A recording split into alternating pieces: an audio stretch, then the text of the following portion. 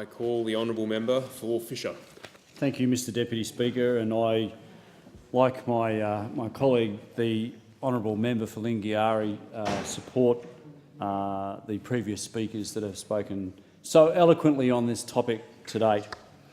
I'm pleased to have the opportunity to speak on this very important issue today, which I believe goes to one of the most important societal issues that we face in Australia. In my first paragraph of my maiden speech, I said that the lot of our Indigenous peoples has been racked with poverty, ill health and lack of opportunities since European settlement. As we've learnt from today's report, our work is far from done in achieving some semblance of equality. We can and we must do much better. Mr Speaker, I have a very simple mantra when it comes to representing the people of my own constituency. In all of my work on behalf of the people of Fisher, I aim to help make the Sunshine Coast a great place to learn, a great place to work and a great place to retire to. In short, I want to help make Fisher the place of choice for education, employment and retirement. As parliamentarians, we collectively owe that same duty to all of our nation's First Australians. When I was a young barrister, I was regularly briefed by the Aboriginal and Torres Strait Islander Legal Service. I represented a number of our First Australians when it was necessary for them to interact with the courts. I saw firsthand the struggles that many of our Indigenous people face with imprisonment rates far, far in excess of the non-Indigenous population. I'd like to take this opportunity to acknowledge my friend and colleague Tim Hishin, who's the leader of ATSLs on the Sunshine Coast, and his team and the great work that they do for Indigenous peoples on the Sunshine Coast. I learnt through that contact that all Australians, whether Indigenous or not, thrive and prosper when they are given access to a quality education, when they have access to meaningful and productive employment or the chance to create their own, and when they are able to save for their own future. A lack of proper education and training, a lack of purpose in our prime years, and a lack of independence in our twilight years are the enemies of a good quality of life. Though sometimes we hear a great deal about what sets First Australians apart from their countrymen and women, we all share those fundamental truths.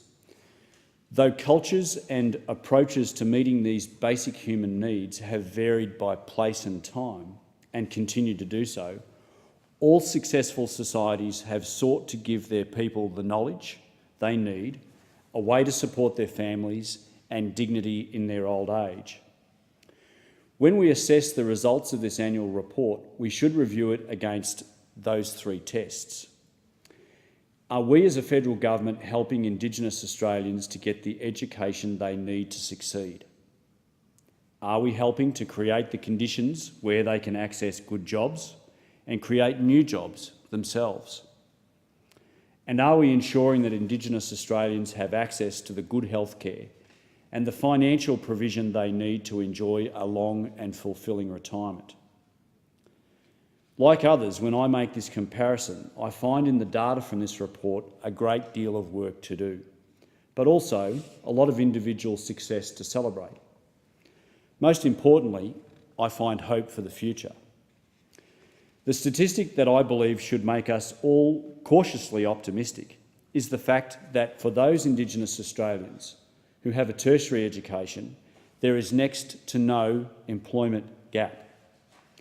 We should take a moment to consider the implications of this fact, remarkable in the scale of achievement as it represents, and in the sad reminder that this should need to be an achievement at all. Where Indigenous Australians have been able to access fully the high-quality education that our country provides, they have also succeeded in finding work to the same extent as non-Indigenous people. We know well the benefits that flow from this. Sadly, the statistics from the report demonstrate that once you drilled down below tertiary education into vocational education sector, into Certificate 4 and Certificate 3, the numbers drop off somewhat significantly. For instance, for Certificate 4 level education, there's a 12% gap.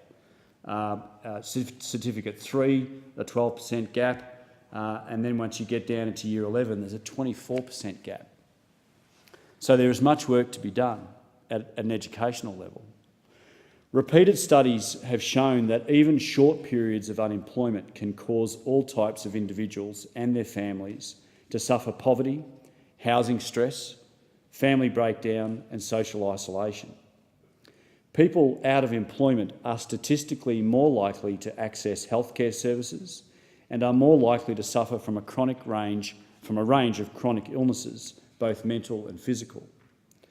Long-term unemployment makes individuals in all communities significantly more likely to be involved in crime, while for children growing up in jobless households, rates of behavioural problems, alienation and future unemployment are materially higher. Without work, of course, individuals are also unable to set aside the money they need to support themselves in retirement. For those first Australians who have a tertiary qualification, they are now able in our society to secure the life benefits of good quality, meaningful employment, just as non-Indigenous Australians can. Their hard work, skills and commitment are being recognised and utilised by employers.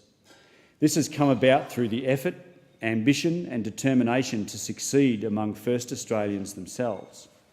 They also have been supported in their achievements both by government, through its targets for Indigenous procurement, employment and by the concerted efforts of corporate Australia. This development is the model and the inspiration to show us what can be achieved together and how. At its heart is the individual educational success of hard-working first Australians. We should therefore welcome the fact that the government's remote school attendance strategy has helped to reverse a long-term decline in school attendance in remote communities. We should welcome the increases in reading and numeracy among Indigenous children and the high percentages now enrolled in early childhood education. Most all, we should welcome one area, and it is an important one, where we are currently on track to meet our 2020 target. The increase from 45.4% in 2008 to 61.5% in 2015 in the percentage of Indigenous 20 to 24-year-olds who have achieved their Year 12 or equivalent. These figures represent the gap of the future, Mr. Deputy Speaker, though we should celebrate the achievements of our young Indigenous Australians and acknowledge the progress that has been made at the moment, but at the moment the gap still remains too large. When it comes to the test of employment, the situation is similar. Progress has been made since '94, as we've seen among tertiary educated Australians. The employment gap has almost been overcome, and in the past 30 years there has been an overall increase in the Indigenous employment rate. However, the fact that since 2008 that rate has been decreasing is one of the most concerning figures in this report. On all sides of the House, we must refocus our minds on how to overcome this worrying trend. Finally, on the test of retirement, again we see hope for the future. As the employment outcomes for tertiary educated first Australians improve, so too will their ability to save for their retirement. Beyond that, the total Indigenous mortality rate declined by 15% over the last 17 years, and rates of smoking are also down. These statistics represent a longer, healthier and more comfortable retirement for many Indigenous Australians now and into the future. However, once again, a great deal more work is needed.